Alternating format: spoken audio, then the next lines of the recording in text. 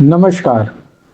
आज मेरे एक मित्र द्वारा एक प्रश्न आया कि throw some light on Schrodinger wave equation and cat's experiment and correlate it with trataka kriya. मतलब श्रोडिंगर वेव इक्वेशन और जो कैट एक्सपेरिमेंट है उसको इन्होंने त्राटक क्रिया से जोड़कर समझाने या बताने का जो रिक्वेस्ट है वो मेरे पास भेजा। और जब ये प्रश्न मेरे पास आया तब मेरी पुस्तक आत्मा की खोज एक आधुनिक दर्शन में जो मैंने बात कही है वो बात मेरे दिमाग में दोबारा कौंध गई, जहां मैंने लिखा है कि जब से मनुष्य ने प्रश्न करना आरंभ किया तब से वह उसके उत्तर की भी तलाश में लग गया और यह प्रश्न उत्तर की यात्रा साथ साथ चलती रही। लेकिन जैसा हम समझ सकते हैं कि पहले के समय में मानव दिमाग उतना विकसित नहीं था जितना आज है, और इस कारण उस समय तर्क करने की और प्रयोग द्वारा किसी भी गतिविधि को प्रमाणित करने की समझ और संसाधन दोनों की कमी थी। इसलिए अक्सर लोग अधिकतर चीजों को पारलौकिक या सुपर नेचुरल चीजों से जोड़ देते थे। यहीं से ईश्वर, भगवान या गॉड की अवधारणा शुरू हुई होगी। प्रारंभिक समय में लोग पारलौकिक की अवधारणा से संतुष्ट हो जाते थे, लेकिन समय के साथ कुछ लोगों की जिज्ञासा इससे शांत नहीं हुई और उन्होंने इसके आगे जाकर चीजों को समझने का प्रयास किया। यहीं से मानव समाज में दो तरह के लोग हुए। पहले, जो बाहर अवलोकन, अध्ययन एवं प्रयोग द्वारा चीजों को समझने लगे, जो आगे जाकर विज्ञान के रूप में विकसित हुआ। और दूसरा, जो अपने भीतर ध्यान केंद्रित करते थे और ध्यान, विचार तथा अनुभूति द्वारा चीजों को तर्कों द्वारा समझने लगे, जो आगे जाकर आध्यात्म के रूप में विकसित हुआ। गौर करने वाली बात यह है कि उपरोक्त वर्गों के लोगों में एक बात की समानता थी, और वह यह कि दोनों ही वर्गों के लोग जिज्ञासु थे तथा सत्य जानना चाहते थे। लेकिन उनके तरीकों में बड़ा अंतर यही था कि जहां एक वर्ग बाहर पर अपना ध्यान केंद्रित करता रहा, वहीं दूसरा वर्ग अपने भीतर ध्यान लगाता रहा। यह अंतर तब से लेकर अब तक बना हुआ है, लेकिन पहले इन दोनों वर्गों में विरोधाभास के साथ एक दूसरे के लिए सम्मान था, क्योंकि सत्य की खोज का लक्ष्य दोनों को समान बनाता था। लेकिन समय के साथ इन दोनों वर्गों में एक दूसरे को नकारने की प्रवृत्ति बढ़ी और एक दूसरे के प्रति सम्मान में भी कमी आई। इस बात का एक मुख्य कारण दोनों की मौलिकता और नैतिकता में होने वाला ह्रास है। अब जब मैं ये बात लिख रहा था तो मेरे दिमाग में ये बात थी कि शुरू के समय में जब न विज्ञान था न अध्यात्म था, जब मनुष्य में पेट भरने की होड़ थी, तब ये बातें कोई मैटर नहीं करती, क्योंकि व्यक्ति का मुख्य लक्ष्य था कि मैं अपने अस्तित्व को कैसे बचाऊं, मैं अपना पेट कैसे भरूं, मैं अपने परिवार को कैसे बढ़ाऊं। लेकिन जब हम धीरे धीरे सभ्य समाज की ओर बढ़ने लगे, जब खेती का आविष्कार हो गया, जब लोग खाना उगाने लगे, तब उन्हें वह मार काट और यह हिंसा करके खाने की जरूरत कम पड़ी, और फिर लोगों में और चीजों के प्रति जो है वह जिज्ञासा बढ़ी। क्योंकि जब आपका पूरा ध्यान आपकी जरूरतों पर केंद्रित रहेगा तो आप अन्य चीजों के बारे में क्या सोच सकते हैं। लेकिन जब आपकी जरूरतें जो हैं वो संसाधन द्वारा पूर्ण हो जा रही हैं, तब आप और चीजों के बारे में सोचते हैं। और यहीं से बात शुरू हुई कि यह कैसे होता है, वह कैसे होता है, इसको जानने का प्रयास। और यहां मैंने जैसा बताया कि यहां दो वर्ग विभक्त हुए। शुरुआत में चूंकि विज्ञान विकसित ही नहीं था, तो लोग अवलोकन द्वारा जो चीज समझते थे उसे अपने स्तर पर समझा देते थे, बता देते थे, और लोग उस पर विश्वास करते थे। समय के साथ उन चीजों पर प्रश्न उठने लगे, तो एक वर्ग जो है वह अलग हो गया, क्योंकि उसने चीजें सिर्फ विश्वास पर मानना बंद कर दिया और वह एक्सपेरिमेंट्स द्वारा चीजों को प्रूव करने लगा। और एक वर्ग जो है वह वहीं तक एक लाइन उसने खींच ली, एक बाउंड्री उसने बना ली कि इस पर ही मुझे टिके रहना है, भले कुछ भी हो जाए। और यहीं से जो है इन दोनों के बीच तफरका शुरू हो गया, जो हम कह सकते हैं कि एक अध्यात्म हो गया, एक विज्ञान हो गया। विवेकानंद का नाम सबने सुना होगा, खास करके भारत ही नहीं, भारत के बाहर भी विवेकानंद का बहुत नाम है। और एक किस्सा शायद कुछ लोग जानते होंगे, कुछ लोग नहीं जानते होंगे, कि विवेकानंद निकोला टेस्ला से भी मिले थे। टेस्ला एक यूनिट भी है फिजिक्स में, लोग जानते हैं, और निकोला टेस्ला एक नामी नाम है फिजिक्स में।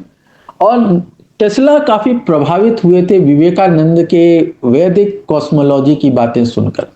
और चूंकि वे सिमिलर प्रोजेक्ट पे काम कर रहे थे, जो कि मटेरियल एंड फोर्स को एनर्जी या ऊर्जा के रूप में दर्शाया जा सकता है, इस बात पर वे काम कर रहे थे। इसलिए वे प्राण ऊर्जा और आकाश, जो वैदिक टर्म्स हैं, इससे काफी प्रभावित हुए। मैं यहाँ भारतीय अध्यात्म में बोलूंगा, मैं इस तफरके में भी नहीं जाऊंगा कि, क्योंकि बहुत चीजें जो हिंदुइज्म की हैं वो बुद्धिज्म से प्रभावित हैं, कुछ बुद्धिज्म की हिंदुइज्म से प्रभावित हैं, और इन दोनों में विभाजन करना और फिर बताना कि कौन पहले आया, ये एक विवादास्पद विषय है, इस पर मैं चर्चा करता रहता हूं। लेकिन मैं उस विषय पर नहीं चर्चा करूंगा। मेरा कहने का तात्पर्य बस इतना था कि आध्यात्म हो या विज्ञान, दोनों शुरुआत एक ही जगह से हुई है, जिज्ञासा से, कुछ जानने की इच्छा, कुछ ढूंढने का प्रयास। तो ये दोनों को एक बनाता है। लेकिन अब एक वर्ग जो है वह आस्था तक ही डिमार्केशन लाइन बना रुक जाता है, और एक है जो उसके बाहर चला जाता है। लेकिन शुरुआत प्रश्न पूछने से होती है, और जो दोनों को एक बनाती है। और अगर हम इस स्थिति पर चले जाएंगे तो सारी समस्याएं समाप्त हो जाएंगी, क्योंकि जब तक आप कोई प्रश्न मन में नहीं लेकर चलेंगे, तब तक आप उसका उत्तर ढूंढने का भी प्रयास नहीं करेंगे। लेकिन एक चीज पर जाके रुक जाना, ये हमारा अध्यात्म भी नहीं सिखाता। अध्यात्म बस इतना बताता है कि जब आप बिल्कुल व्यग्र हो जाएं, ढूंढ के परेशान हो जाएं, तब आप एक अननोन एंटिटी को उसका क्रेडिट दे सकते हैं। लेकिन इसका यह मतलब नहीं है कि आप उस अननोन एंटिटी के बारे में फिर दोबारा प्रश्न करना, उसको जानना छोड़ दीजिए। लेकिन समय के साथ आप समझ सकते हैं कि भारत में भी धर्म का उदय हुआ, और भारत के बाहर भी धर्म का उदय हुआ है। लेकिन धर्म ने अपने आप को ऐसा सीमित कर दिया, मतलब जो जिज्ञासा थी उसको ऐसे परिसीमन में डाल दिया, ऐसी सीमा में डाल दिया कि प्रश्न करना ही बेमाने होने लगा। और इसके कई उदाहरण आपको मिल जाएंगे। जब किसी ने किसी बात पर प्रश्न उठाया तो उसे मृत्यु दंड तक दे दिया गया। चाहे हम जियोर्डानो ब्रूनो की बात करें, या हम अन्य किसी गैलीलियो की ही बात कर लें, तो इन सब को प्रताड़ित किया गया। ब्रूनो को तो जिंदा जला दिया गया, सिर्फ प्रश्न उठाने के लिए उन चीजों पर जो पहले से किसी धर्म ग्रंथ में लिखी हुई थी। लेकिन यही बात आप विज्ञान की दुनिया में आकर देखेंगे तो ऐसा नहीं है। वहां जो आगे बढ़ता है उसके प्रति सम्मान है। न्यूटन जैसे व्यक्ति की बात भी कटी, क्योंकि न्यूटन पार्टिकल नेचर लेकर चलते थे। बाद में डुअल नेचर आया, जहां पर एक पार्टिकल जो है वो पार्टिकल के साथ वेव नेचर भी डिस्प्ले कर सकता है। और मेरे मित्र का जो प्रश्न है वो इसी से रिलेटेड है, जहां श्रोडिंगर इक्वेशन की बात आती है। तो श्रोडिंगर इक्वेशन की बात आने से पहले दुनिया में फिजिसिस्ट्स ऐसे हुए जिन्होंने ये बात मान ली थी कि पार्टिकल्स जो है वो वेव प्रॉपर्टीज भी डिस्प्ले करते हैं।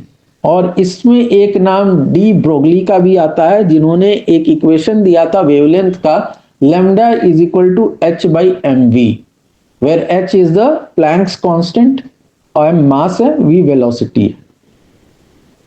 तो अब mass into velocity is equal to momentum हो जाता है, तो lambda is equal to H by P बोल सकते हैं, या पी आप मोमेंटम ले सकते हैं। तो ये जो डी ब्रोगली की हाइपोथेसिस या उसको परिकल्पना माना जाएगा, वह बाद में इसे एक्सपेरिमेंटली प्रूव किया गया।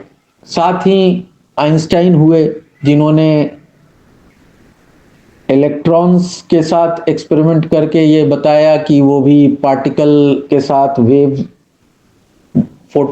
लाइट जो है वो दोनों नेचर दिखाता है, जिसे Einstein quantum theory of light भी कहा जाता है। That light is made up of particles called photons and that light can behave as both particle and wave. इसके बाद श्रोडिंगर आते हैं, जो दो तरह के इक्वेशन देते हैं to show the wave nature of the particle. एक टाइम डिपेंडेंट देते हैं, एक टाइम इंडिपेंडेंट देते हैं।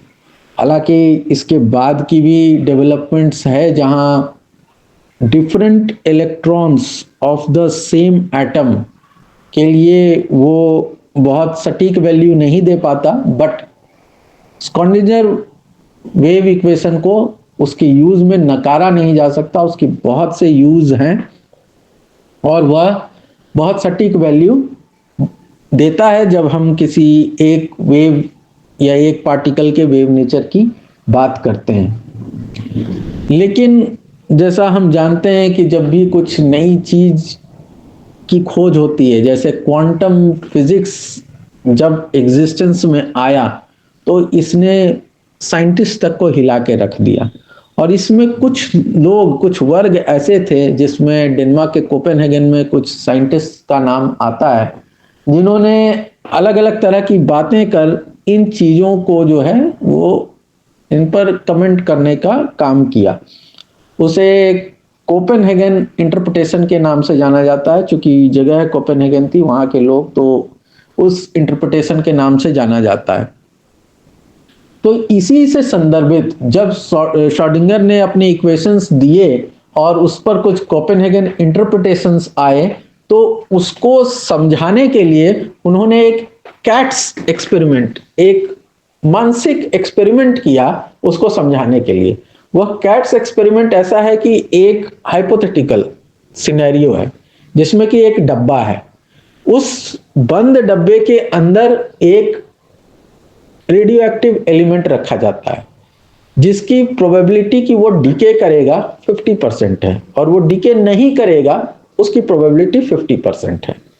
इसके साथ ही वहां पर एक काउंटर रखा गया है, गेगर काउंटर नाम से उसमें उसको डाला गया है, एक डिटेक्टर आप बोल सकते हैं, जो ये पता लगा सकता है कि डीके हुआ है या नहीं हुआ है। इसके साथ में वहां पर एक बिल्ली रखी गई है। अब जो एक्सपेरिमेंट है उसका कंसेप्ट ये है कि अगर वो रेडियो एक्टिव एटम जो है वो अगर डीके करता है, तो वो काउंटर को पता चल जाएगा और एक पॉइजनस लिक्विड या गैस आप कह लें, वो एमिट होगी और उससे बिल्ली की मौत हो जाएगी। और अगर वो डीके नहीं होता है तो बिल्ली की मौत नहीं होगी। अब क्वांटम मैकेनिक्स में ये बात आती है कि जो पार्टिकल है, जो हम सब एटॉमिक लेवल पे जो बात करते हैं, इलेक्ट्रॉन, प्रोटॉन, न्यूट्रॉन, और उससे भी छोटे लेवल पर जब हम बात करते हैं, तो वो सुपरपोजिशन स्टेट में हो सकते हैं। मतलब जैसे एक पार्टिकल है, वो पार्टिकल के साथ वेव नेचर में भी हो सकता है, लेकिन जब कोई उसे ऑब्जर्व करेगा तो वो उसका जो नेचर है वो कोई एक ही फॉर्म दिखाएगा, इधर पार्टिकल या वेव। ये जो आप लोगों ने double slit experiment, Young's double slit experiment अगर देखा होगा, तो वहां पर भी ये बात आती है, जहाँ ये है कि ऑब्जर्वर के देखने पर सिर्फ पार्टिकल नेचर देखा जा सकता है, वेव नेचर नहीं देखा जा सकता है। मतलब वो ऑब्जर्वर के हिसाब से जो रिजल्ट है वो चेंज हो जाता है। तो यहां पर वही बात आती है कि सुपरपोजिशन स्टेट में वो पार्टिकल रह सकता है। अब अगर डब्बा खोला जाए तो अगर सुपरपोजिशन स्टेट उस रेडियो एक्टिव एटम पर अप्लाई होता है तो इस सिनेरियो में जो कोपेनहेगन इंटरप्रिटेशन है उसके हिसाब से वो बिल्ली पर भी अप्लाई होना चाहिए। यानी वो प्रोबेबिलिटी कि वो आधा डीके है आधा नहीं डीके है वो बिल्ली पे भी अप्लाई होगा, यानी बिल्ली मरी हुई और जिंदा दोनों दिखाई देनी चाहिए। लेकिन ऐसा होता नहीं, जब डिब्बा खोला जाता है तो बिल्ली आइदर जिंदा है या मरी हुई है। लेकिन मैं आपको बता दूं ये एक मानसिक एक्सपेरिमेंट था, मेंटल एक्सपेरिमेंट था। इसमें किसी बिल्ली की मौत नहीं होती है, ना कोई एक्चुअल बिल्ली यूज होती है। कहने का मतलब ये था कि आइंस्टाइन ने समझाने की कोशिश की जो क्वांटम शब्द से ही समझने की जरूरत है कि क्वांटम मैकेनिक्स या क्वांटम फिजिक्स जो है वह हमारे लेवल पर या मैक्रोस्कोपिक लेवल पर लागू नहीं होता उस तरह से जिस तरह से वो उस लेवल पर लागू होता है जब हम इलेक्ट्रॉन, प्रोटॉन, न्यूट्रॉन या क्वार्क्स या उसके नीचे फोटॉन से उसके नीचे की बात करते हैं। जो सबसे छोटा एग्जिस्टिंग पार्टिकल हो सकता है वो है क्वांटम। तो वो छोटे लेवल की बात होती है कि वहां पर कैसा बिहेवियर होता है। जो बड़े लेवल पे हम बात करते हैं तो वो उस तरह का नहीं आप समझ सकते या समझा सकते उसको, जैसे कि हम एक एटम के नेचर को फिर बिल्ली के नेचर से नहीं समझा सकते। तो ये बताने की कोशिश थी श्रोडिंगर की अपने इस कैट एक्सपेरिमेंट द्वारा। कहने का ये मतलब है कि आध्यात्म की दुनिया में भी अगर आप जाएंगे तो ऐसी बहुत सी कथाएं, कहानियां आपको मिलेंगी। खासकर जब मैं भारतीय अध्यात्म की बात करता हूं तो यहां ब्रह्मा, विष्णु, महेश, एक को सृष्टिकर्ता मनाया ब्रह्मा, पालनकर्ता विष्णु और संहारकर्ता शिव। अब यहां तीन लेने का क्या मतलब है? बहुत बार इसको विज्ञान से जोड़ के इलेक्ट्रॉन, प्रोटॉन, न्यूट्रॉन, कहीं कुछ और अलग अलग चीजों से जोड़कर इसको देखा जाता है। लेकिन समझने की बात यह है कि जब हम आध्यात्म की दुनिया की बात करते हैं तो वहां पर आपको कोई एक्सपेरिमेंट नहीं मिलेगा जहां पर इसको मेंटली या थ्रू प्रैक्टिकल प्रूव किया गया। यहां एक मानसिक क्रिया होती है और उस मानसिक क्रिया में आदमी सोचता है, ध्यान लगाता है कि क्या हो सकता है और उसके अनुसार जो उसको मोस्ट सुटेबल लॉजिक मिलता है वो लेकर वह अपनी बात करता है या कहता है। लेकिन वह प्रामाणिक तौर पर फिजिक्स की दुनिया में फिजिक्स के एक्सपेरिमेंट द्वारा प्रूव हो सके इसकी बाध्यता नहीं है, क्योंकि वहां आपको एक छूट मिली हुई है कि आप किसी अननोन एंटिटी जिसको आप सुप्रीम समझते हो उसको सब कुछ एट्रीब्यूट कर सको। लेकिन विज्ञान में वो छूट आपको नहीं मिली है। जो चीज आप नहीं जानते आप उसके प्रयास में लगे रहते हैं। उसको किसी अन्य की इच्छा, जैसे कह दिया जाता है कि ये सृष्टि ईश्वर की इच्छा शक्ति से प्रकट हुई, या गॉड क्रिएटेड दिस यूनिवर्स, या अल्लाह ने इसको बना दिया इस पूरे ब्रह्मांड को। लेकिन विज्ञान किसी अल्लाह, गॉड या भगवान की इच्छा शक्ति से ये दुनिया प्रकट हो गई ये नहीं मानता। तो ये दोनों में बेसिक भेद है। अब यहां जो मेरे मित्र का प्रश्न था कि श्रोडिंगर वेव इक्वेशन और फिर कैट्स एक्सपेरिमेंट, तो श्रोडिंगर वेव इक्वेशन की डिटेल्स में मैं नहीं जाऊंगा क्योंकि यहाँ पर हमारा उद्देश्य फिजिक्स पढ़ाना नहीं है।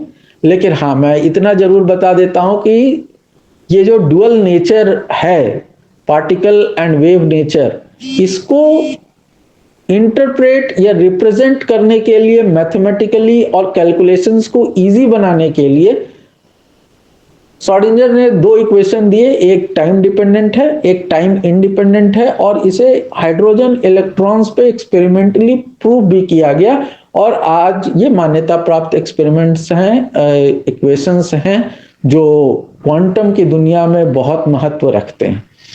और इसके बेसिस पर ही उन्होंने जब इसके ऊपर कोपेनहेगन इंटरप्रिटेशन, या लोगों ने इस पर कुछ बातें ऐसी कही जो कि आप कह सकते हैं कि विवादास्पद बातें इस पर जब कही, तो उन्होंने उसके इंटरप्रिटेशन के लिए कि वो जो कह रहे हैं उसका क्या एक्चुअल मीनिंग निकाला जा सकता है, उन्होंने ये कैट एक्सपेरिमेंट का एग्जाम्पल दिया कि observer can impact the outcome. क्या आप देख रहे हो तो वो पार्टिकल होगा कि वेव होगा, ये आपके ऑब्जर्वेंस पे डिपेंड करता है। लेकिन यहां ऑब्जर्वर कोई इंसान नहीं हो सकता, क्योंकि इंसान देख ही नहीं सकता उस लेवल पर जाकर। तो ये एक बताने की प्रक्रिया थी कि हाँ, दो नेचर है और उसमें से एक होगा, एक नहीं होगा। सुपर, अब उसमें क्वांटम की दुनिया में क्वांटम इंटेंगलमेंट जैसी चीजें हैं, जहां व्हेन टू बॉडीज आप कह सकते हैं आर इंटेंगल्ड, तो एक की स्टेट में जो चेंज होगा वो दूसरे की स्टेट में भी, भले वो कितने ही लाइट ईयर दूर क्यों ना हो। तो ये ऐसे कंसेप्ट्स हैं जिसको जब तक आप क्वांटम की दुनिया में जाकर नहीं समझेंगे, इसको आप रियल मतलब माइक्रोस्कोपिक या अपने लेवल पे समझेंगे, आप उसको नहीं समझ पाएंगे कि वो क्या है। But those things are experimentally proven. उस पर कंप्यूटर्स बन रहे हैं, उस पर एल्गोरिदम्स बन रहे हैं, उस पर काम हो रहे हैं, and those are really helpful, जो हमें आगे ले जा रहा है, टेक्नोलॉजी को एडवांस कर रहा है। अब ये जो मैंने शुरू में बात कही थी कि दो प्रकार के लोग हुए समाज में, एक जो अपने अंदर ध्यान लगाता रहा, तो ये जो ध्यान लगाने की प्रक्रिया थी ये ही योग के रूप में भी परिणत हुई, डेवलप हुई। अब यहाँ जो त्राटक क्रिया की बात हो रही है, ये भी योग का एक फॉर्म है। तो त्राटक जो है वह देखने, गौर से देखने और ध्यान लगाने से रिलेट करता है, जिसमें आप लोग देखते होंगे कि एक त्राटक चार्ट भी आता है, और या ओम है या कोई दीपक है, उसकी फ्लेम है, लाइट है, उस पर कंसंट्रेट करना है, और उस पर कंसंट्रेट करके आप अपनी जो ध्यान को है वो केंद्रित करते हैं। तो यहाँ जो हम डुअल नेचर और फिर ऑब्जर्वर इफेक्ट की बात करते हैं, वो चीज इसमें आप रिलेट कर सकते हैं उस तरीके से कि हाँ भाई, ये जो हम ऑब्जर्व करते हैं तो हमें एक आउटकम दिखता है। कई बार अपनी बातों को समझाने के लिए मैं एक उदाहरण भी देता हूं कि आंखें दो हैं, लेकिन हम दो दिशा में एक साथ नहीं देख सकते। और इस कंसेप्ट को आप देखें तो light travels in a straight line. अब लाइट जो है एक बार में दो डायरेक्शन में ट्रेवल नहीं करेगा, वो स्ट्रेट लाइन में ट्रेवल करेगा। तो हमारी आंखें दो होने के बावजूद हम देखेंगे तो एक ही दिशा में देखेंगे। तो ये जो त्राटक योग है, ये हमारे ध्यान को केंद्रित करने में सहायक होता है। और जब हम इसको किसी तरीके से रिलेट करना चाहें तो यही रिलेट कर सकते हैं कि जो आउटकम होगा वो एक होगा, दो आउटकम नहीं हो सकते। ऑब्जर्वर जब देख रहा है तो वो पार्टिकल नेचर ही देख सकता है, वो दोबारा दूसरा नहीं देख सकता। कुछ लोगों ने इस पर प्रतिक्रिया दी कि संभवतः हमारी कैपेबिलिटी ही नहीं है कि हम दूसरा नेचर देख सकें, वो होता होगा। लेकिन जो एक्सपेरिमेंट्स प्रूव करते हैं वो ऐसा नहीं प्रूव करते कि और भी आउटकम्स हो सकते हैं, बल्कि जो, तो ये बात थी Schrodinger wave equation, cats experiment और उसके साथ त्राटक क्रिया जो कि एक ध्यान का रूप है, उसके बारे में। लेकिन मैं यहाँ कुछ और बातें बोलना चाहूँगा जो इससे संबंधित हैं, कि जब हम बात किसी धर्म की करते हैं, तो जैसा मैंने कहा कि भारत देश में भी कई धर्मों का उदय हुआ, जिसमें हम बौद्ध धर्म, हिंदू धर्म, सिख धर्म, मुख्यतः इन तीन धर्मों के बारे में कह सकते हैं। और भारत के बाहर भी धर्म का उदय हुआ, जिसमें मुख्यतः आप इस्लाम और क्रिश्चियनिटी को ले सकते हैं। तो इस्लाम और क्रिश्चियनिटी दोनों अब्राहमिक रिलीजन है, तो वो दोनों का सोर्स हम एक मान सकते हैं। और लेकिन भारत में जो धर्म पनपे, इनको आप किसी एक सोर्स से जोड़कर नहीं देख सकते। इवन हम बुद्धिज्म की बात करें तो बौद्ध धर्म को बुद्ध से जोड़कर हम देखते तो अवश्य हैं, लेकिन वह एक सम्यक परंपरा थी और सम्यक परंपरा बुद्ध से पहले से चली आई है। तो जो हम गौतम बुद्ध, सिद्धार्थ गौतम, जिनका असल नाम सुकीति था, तो बौद्ध धर्म की शुरुआत उनसे मानी तो अवश्य जाती है, लेकिन जिस सम्यक परंपरा से बुद्ध आते हैं तो उनसे पहले भी लगभग 27 बुद्ध हुए हैं। तो टोटल 28 बुद्ध हैं। तो ये परंपरा काफी पुरानी है, जहां हड़प्पन सिविलाइजेशन तक और हमें उसके अवशेष या उसकी जानकारी मिलती है कि बुद्ध परंपरा पहले भी थी।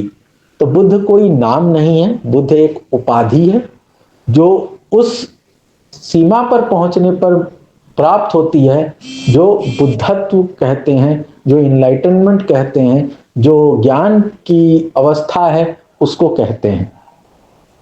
और इसके बाद जब हिंदू धर्म, जिसे सनातन कह दिया जाता है आज के समय में, तो जो सनातन है उसका ना आदि है ना अंत है, और इसको मान लिया जाता है कि वेद प्रमुख ग्रंथ हैं इसके, और वे किसी मानव की कृति नहीं है, वे साक्षात ईश्वर द्वारा प्रदत्त किए गए हैं, जो श्रुति स्मृति परंपरा द्वारा चली आई और बाद में लिपिबद्ध हुई। तो मैंने जब बात कही कि कुछ लोग आस्था पर बात टिका देते हैं और एक डिमार्केशन बना दिया कि इससे आगे जाकर हमें नहीं सोचना, दिक्कत वहीं शुरू होती है। आध्यात्म में, इमेजिनेशन में कहीं रोक नहीं है। तो जब प्रश्न करने का समय आया, लोगों ने प्रश्न करना शुरू किया, तो एक समय ऐसा था जब हम इतने विकसित नहीं थे कि किसी चीज को एक्सपेरिमेंटली प्रूव कर सके या उसके पीछे के रहस्य को जान सके। तो हमने वहां पर एक आस्था टिका दी कि यह सुपर नेचुरल है या किसी ईश्वर द्वारा किया गया है। लेकिन जब बात इससे आगे बढ़ी, जब लोग परिपक्व हुए और फिर हमारे पास संसाधन बढ़े, तो हमने चीजों को समझना शुरू किया। जैसे शुरुआती दौर पे आप देखें तो जो ग्रहण होता है, सूर्य ग्रहण, चंद्र ग्रहण, इसके फिनोमिनन तक को हम नहीं समझते थे। तो कोई कुछ कहानी बना देता, तो कोई कुछ बना देता कि इसको फलाने ने ढक दिया, और इस हिसाब से कुछ भूत, तो कुछ राक्षस, तो कुछ, आपको अलग अलग धर्मों में अलग अलग कहानियां इसकी मिल जाएंगी।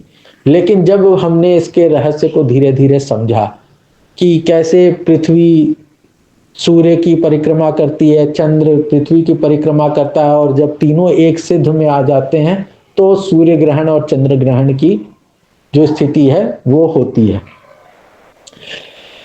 पहले पृथ्वी को भी सपाट समझा जाता था, फिर धीरे धीरे हमें जाके पता चला कि नहीं, पृथ्वी सपाट नहीं है, इसका ये गोल है, पोल्स पर स्लाइटली फ्लैटेंड है, तो एक संतरे के आकार की होती है पृथ्वी। इस तरह की बातें हमें धीरे धीरे समझ में आई।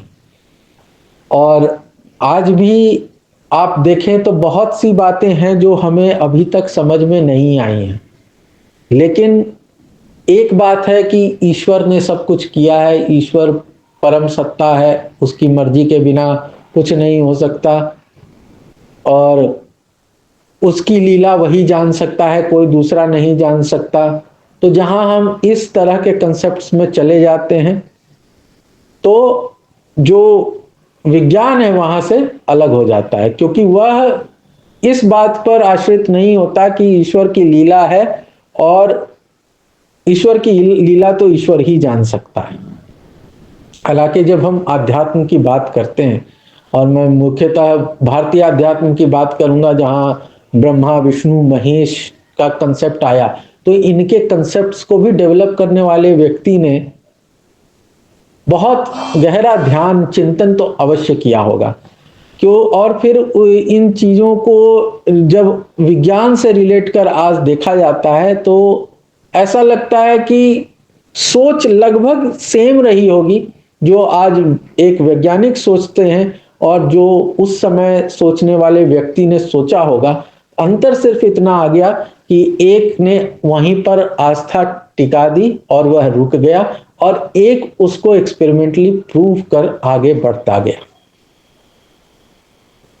तो एक समय में पार्टिकल और वेव दो सुपरपोज्ड स्टेट्स हो सकते हैं। अब आप यहां पर देखें तो एक ब्रह्म है और उस ब्रह्म से ही सब कुछ रचा गया है और उस ब्रह्म से ही सब कुछ संचालित है। लेकिन हमारे लिए मतलब जो इस पृथ्वी पर रहने वाले लोग हैं, उनके समझने के लिए क्या किया गया? विभक्त कर दिया गया कि एक ब्रह्मा है, एक विष्णु है, महेश है, और तीनों को अलग अलग रोल असाइन कर दिए गए। जैसे एक व्यक्ति की मृत्यु हो रही है और एक व्यक्ति का जन्म हो रहा है, तो मृत्यु और जीवन एक साथ में एक ही व्यक्ति कैसे कर सकता है? यह संभव नहीं है।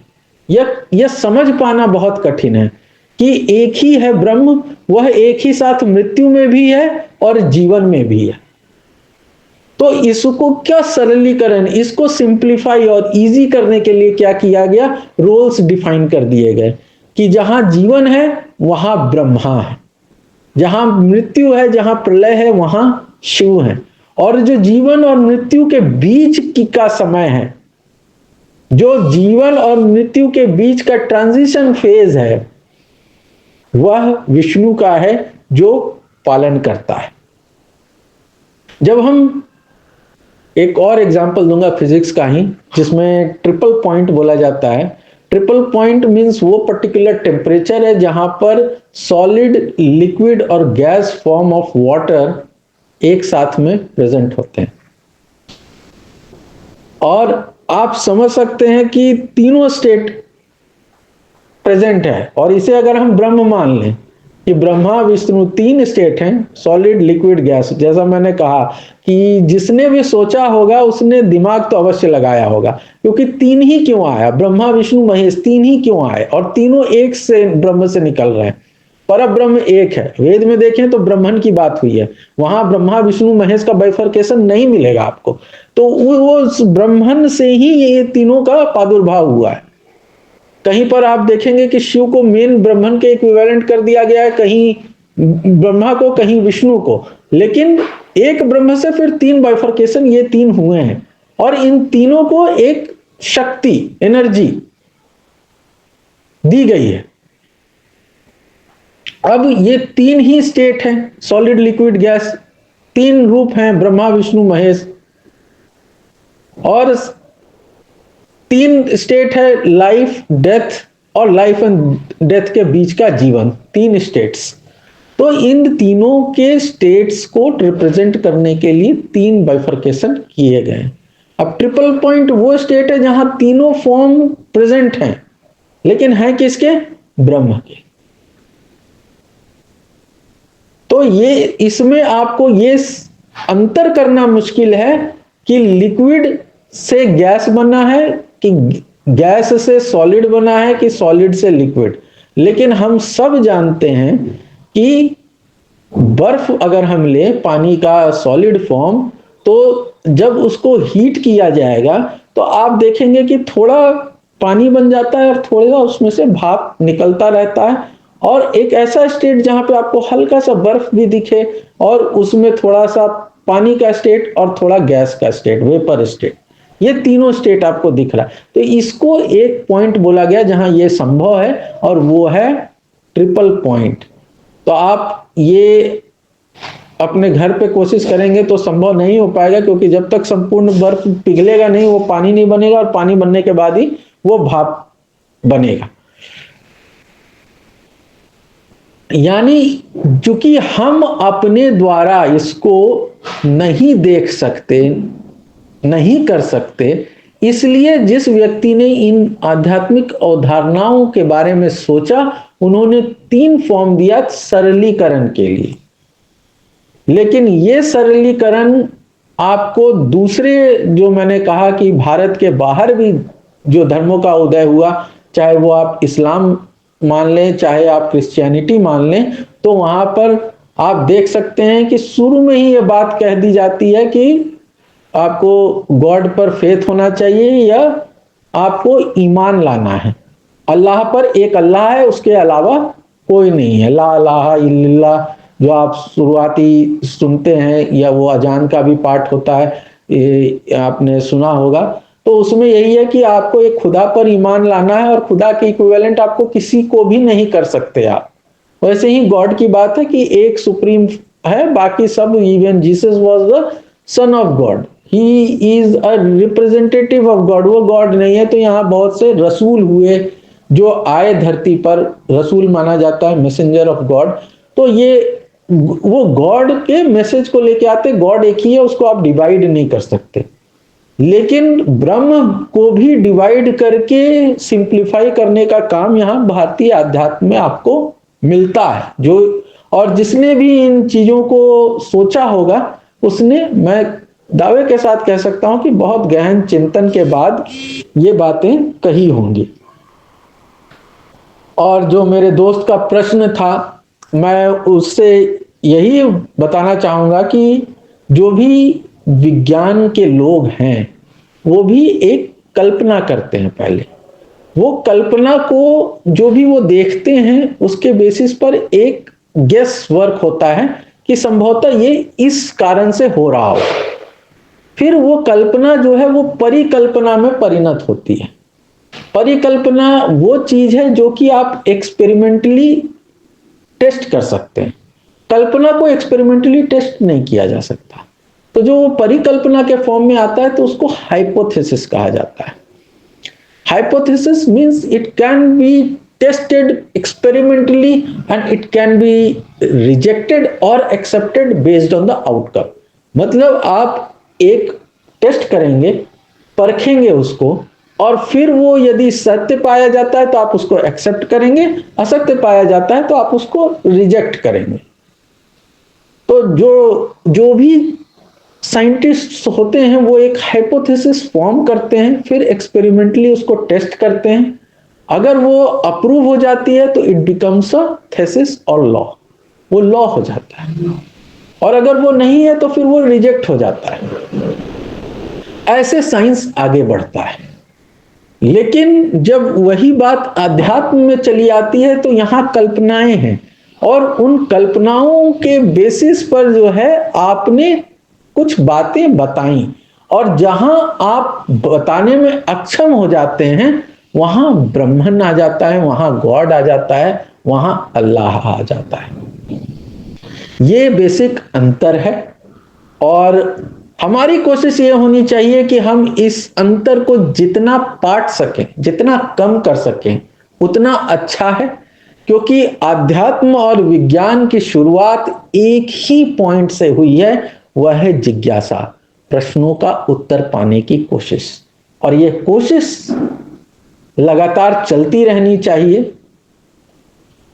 जब इस तरह की बात होती है तो मैं बुद्ध का नाम अवश्य लेता हूं, क्योंकि बुद्ध वो व्यक्ति है जिन्होंने कभी ये नहीं कहा, मतलब उन्होंने अपने अंत समय में भी अप दीपो भव, मतलब अपना दीपक स्वयं बनो। उन्होंने कभी ये डिक्लेयर नहीं किया कि मैं जो कह रहा हूं या मैंने जो पाया है वही संपूर्ण ज्ञान है और उसके बाहर कुछ भी नहीं है।